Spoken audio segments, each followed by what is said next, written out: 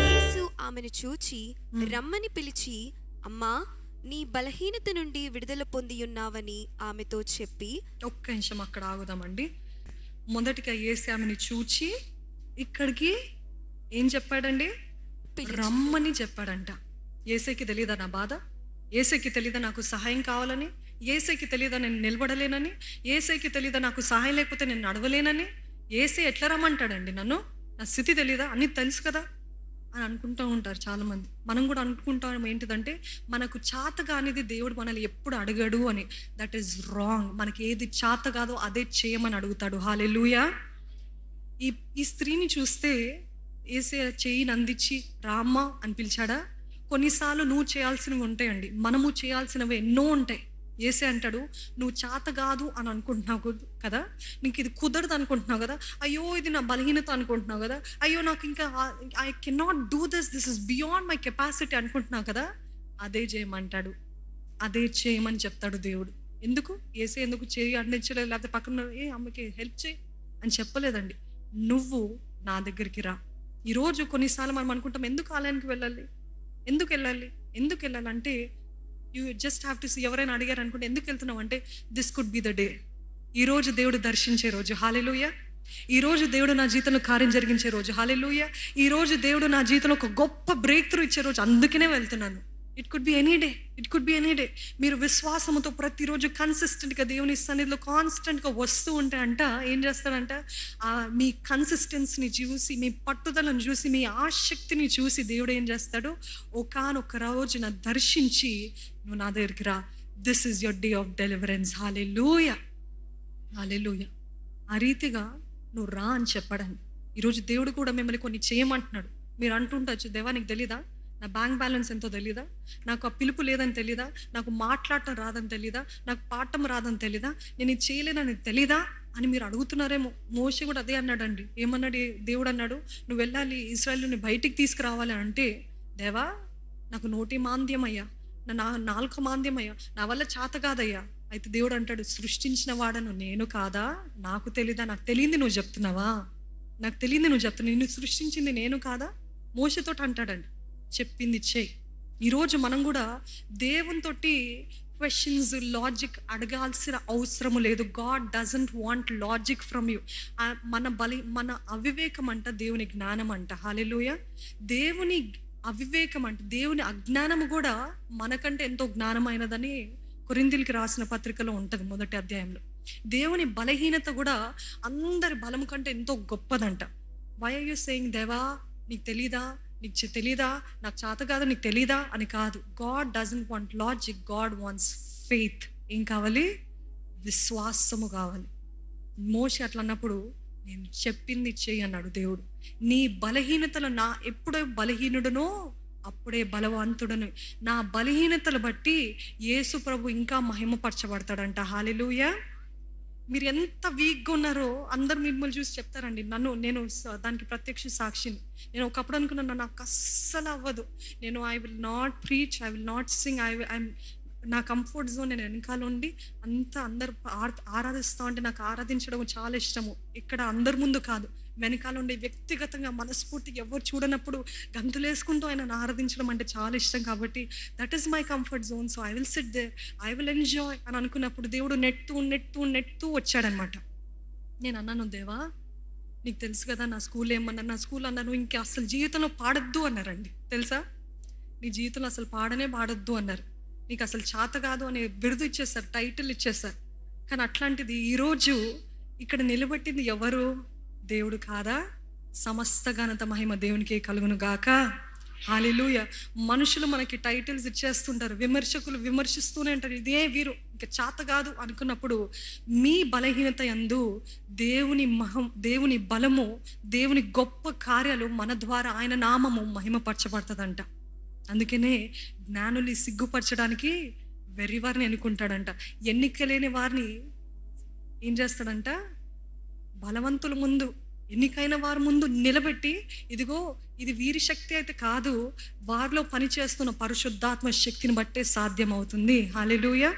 That is why you shouldn't say I cannot do it. అందుకే పౌలు అంటాడు, I can do all things through Christ who strengthens me. నన్ను బలపరచు క్రీస్తుని బట్టి నేను సమస్తము చేయగలుగుతాను.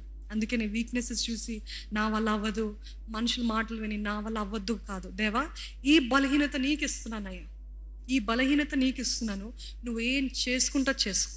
What ever you want to do you do lord, but all that I ask is your name should be glorified through my life. నా జీవితం ద్వారా నీ నామానికి మహిమ రావాలి, అదే నా ఆశ, అదే నా వాంఛ.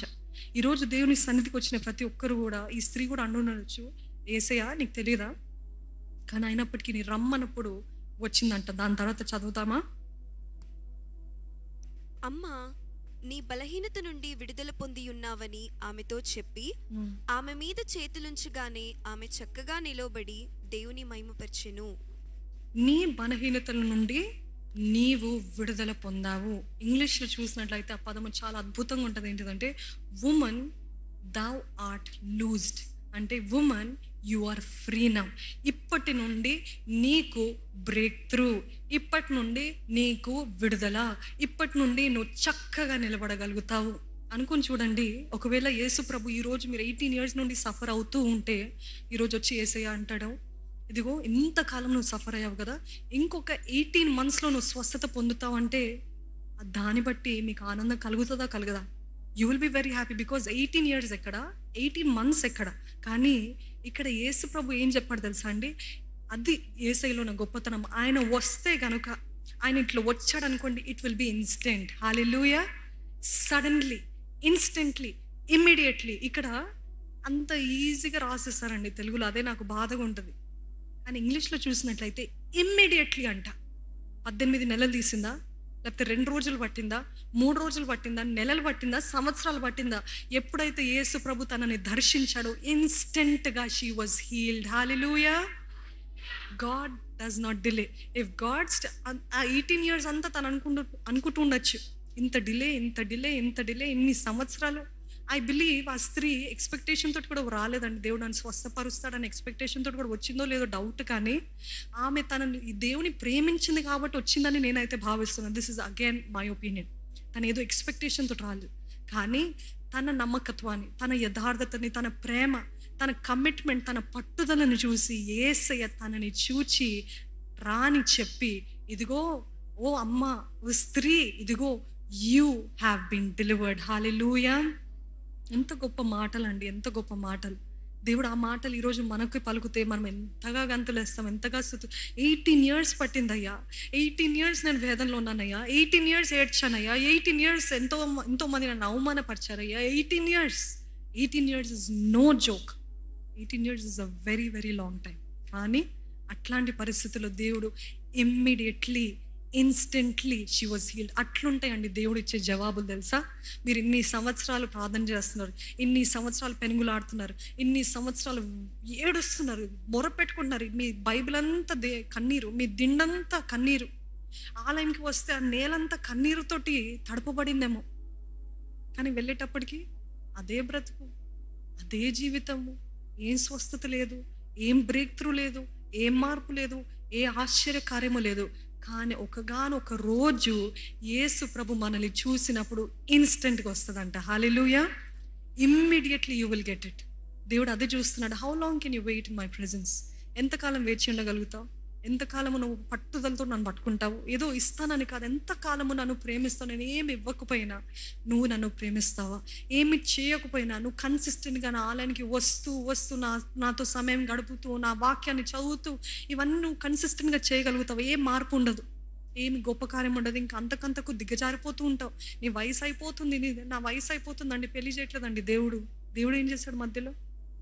మీరు ప్రార్థన చేస్తుంటే God is a God of speed అంట. హల్లెలూయా. హల్లెలూయా. ఆయన అనుకున్నాడు అనుకోండి, ఆయన చేయాలని అనుకున్నాడు అనుకోండి, రేపటి వరకు అని చెప్పడు దేవుడు. ఇప్పటికిప్పుడే జరుగునుగా కానీ ప్రకటిస్తారు. ఆమెన్. అందుకనే మనము ప్రార్థన చేస్తే ఎస్ అండ్ ఆమెన్ అంట. క్రీస్తులు అన్నీ కూడా అవును, ఆమెన్. అది దేవుడు ఇప్పుడే చేస్తాను అంటాడు. వాయిదా వేసే దేవుడు కాదండి. అప్పటి వరకు పరీక్షిస్తాడు. అంతకాలము నువ్వు నమ్మకంగా ఉంటే చూస్తున్నాడు, ఇంకా ఓడ్చుకుంటుందా, ఇంకా సహించుకుంటుందా, ఇంకా భరించుకుంటుందా, ఇంకా how long can they hold on to me? ఇంకెంతకాలం ఉంటారు? కానీ అదంతా ఆ పరీక్ష దాటిన తర్వాత ఆయన జవాబులు టకటక మనకు కొన్నిసార్లు నా జీవితంలో అట్లా అయినా ఇప్పుడు నేను అనుకునేదాన్ని, దేవా ఇన్ని సంవత్సరాలు మొరపెట్టి నిజంగా పెనుగులాడేదాన్ని దేవుని సన్నిధిలో, పెనుగులాడుతూ మొరపెడుతూ నిద్ర ఉండేది కాదు. అంత బాధ, అంత కృంగుదల, కొన్ని విషయాల గురించి ప్రార్థన చేస్తూ దేవా మొరపెడతాడు. అసలు ఒక్క జవాబేంటి, అసలు రే ఆఫ్ హోప్ లేని పరిస్థితిలో అన్ని సంవత్సరాలు పెనుగులాడుతూ ఉంటే సడన్గా అన్నీ ఒకటి తర్వాత ఒకటి వెంట ఒకటి ఫాస్ట్గా జరుగుతుంటే నాకు డైజెస్ట్ అయ్యే లోపడే, జీర్ణించుకునే లోపడే అన్నీ జరిగిపోతూ ఉంటే దేవుని కార్యాలు ఎలాగుంటాయా, దేవుని ఆశ్చర్య కార్యాలు ఇంత ఫాస్ట్గా జరుగుతాయా, మనం ఊహకందదు. అప్పటికే అర్థం కాదు, హౌ ఇస్ దిస్ హ్యాపెనింగ్. ఇంతకాలం నేను మొరపెట్టాను, ఇంతకాలంగా నేను ఏడ్చిన, ఇంతకాలం పెనుగులాడాను. అందుకే ఆయన వాక్యం అంటది చక్కగా, ఏమంటదండి ఆయన వాక్యము, రాత్రంతా కన్నీరే కానీ ఉదయాన సంతోషాన్ని ఇచ్చే దేవుడు. హల్లెలూయా.